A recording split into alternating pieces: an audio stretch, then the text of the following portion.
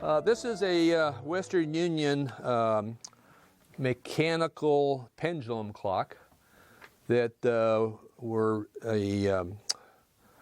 they were leased to companies or rented to anybody that needed an accurate clock. And of course that started with people that made clocks, repaired clocks, then it got to banks, Western Union offices, and radio studios.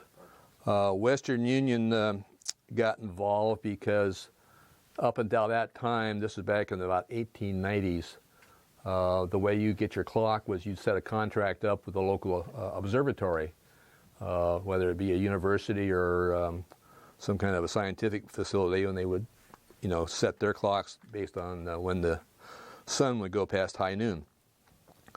So Western Union was the distributor of the signal that the observatories used, and they figured out, wait a minute, we can rent the clocks out and make a little more money. So they were renting these to businesses. I think it was like $5 a month, which is back in the 1890s was not cheap, but it was worthwhile if you had the need. I think the number of these got up to 160,000 of them nationwide. It's either that or 60,000, but 160 sounds more reasonable because up until WWV came on the air, this was the only way you knew what time it really was.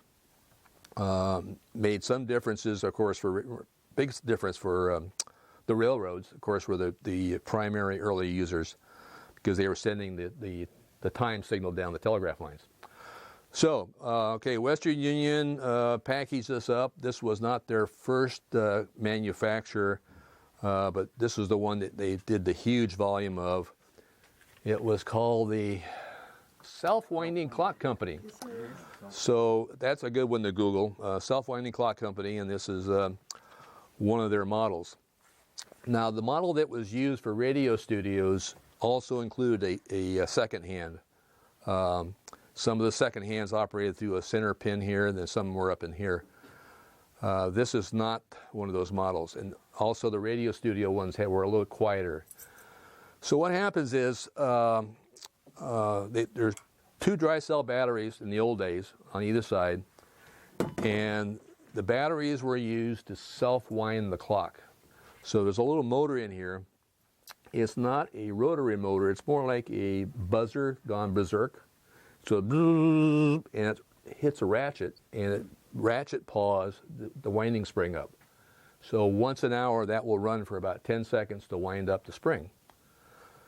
So, and after that, of course, the pendulum, there's a pendulum in the back which is about this long. It swings a full cycle once per second. So that's twice as fast as what they would traditional, what they would call a second clock, which is about this long. So anyways, go tick, tick, tick, tick, mechanical clock, once an hour. It get wound up again, and everything's cool, and you could adjust the pendulum length to fine-tune the accuracy. So along comes the end of the dry cell battery, and of course these things started disappearing back when electricity and 60 cycles came out. That's kept adequate time for most people. They developed, a couple of companies did this, and I bought one I thought was the best. Some very nice looking imitation number 6 dry cells. In this one, there are 2 alkaline D cells. They will power the self-winding mechanism for 2 or 3 years. There's some pictures there. I don't want to try to capture that on the video. The other simulated dry cell has 4 AA's and a little tiny clock circuit up here. So it's basically a little miniaturized clock circuit that puts out a pulse once per hour.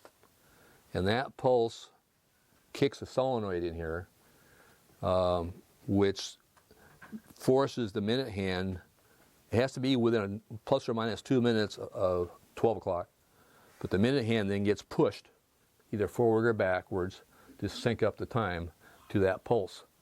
So back in the telegraph days, that made a lot of sense. You know, you have and actually most of those circuits, I believe, were dedicated circuits. They didn't try to multiplex them in with any kind of other it was a phone line, essentially, that came to you. Yeah, phone lines, but now phones were starting about that time, about 1900 or so. But the equivalent. It was yeah, a pair that it was copper pair.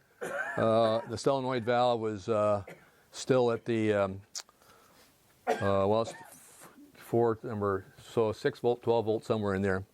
I think, and this was not modified, so I can't remember if there's a voltage increaser in here to kick that solenoid or not, but it works fine. And the 4 AA's in here, they say will run 3 to 5 years. So pretty clever thing. These clocks on eBay going restored, they are in the $500 to $800 range, depending on how clean they are. I haven't seen one for a while with the second hand, of course, but that's probably the ones with the second ones are even more valuable. So that's the Western Union self-winding clock companies. Self-winding, automatically reset once an hour. Yep. So as we live with this, you'll notice, if you're lucky enough, you'll catch the winding thing. So if you hear this little, that's a little motor in there oscillating back and forth to wind the clock. But at the top of the hour, you can, the light bulb is supposed to be, in fact, I think, John, you gave me a bulb and I lost it. So that's one of those old sockets, I think. But nobody's going to look for the light, but you can hear it click right at the top of the hour. So you can, if it's not within a couple seconds of being the right time, let me know and we'll figure out what's wrong. By the way, the purpose of